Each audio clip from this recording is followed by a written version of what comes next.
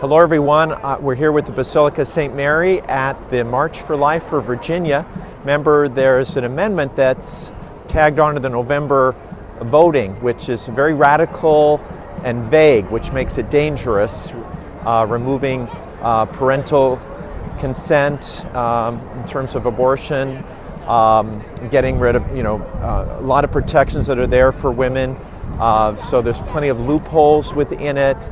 And it enshrines a right to abortion in our state's constitution. So really want to educate people about that, to be informed, and to remember who we are before God as we go to vote, that God is the creator of all life, not man, and we don't have a right to take someone else's life, and that's what an unborn child is. So we stand up for that truth, a truth that our nation always knew in former times, and seek to be that light and salt within the culture. So keep that in your prayers and talking with your neighbors.